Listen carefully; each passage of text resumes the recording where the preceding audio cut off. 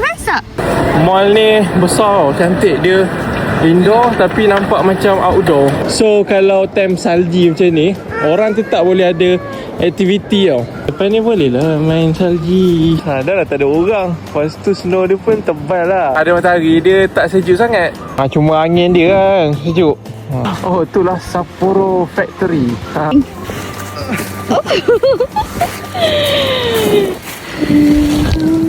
Amina. Tak sejuk ke?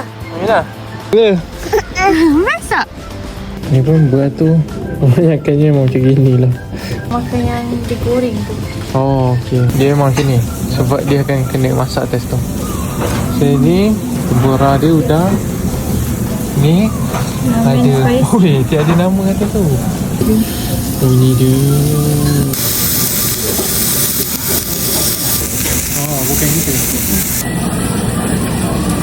Lembut. Lembut.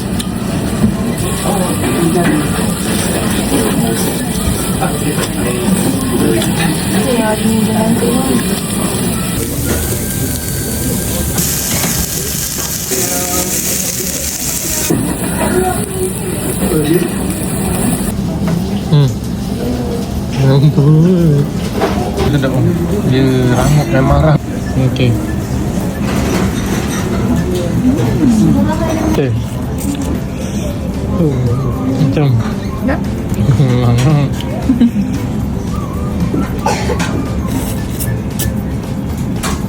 Apa ayam ni? Ini memang. Tengok. Tak menyabol. Dessert strawberry. Creamy. Kalau jalan dekat Susukino Street kan, macam-macam ada. Sebab sini besar kan, besar dan jauh. Ni semua ni sesar. Sedap jalan hari ni. Saji tak banyak turun.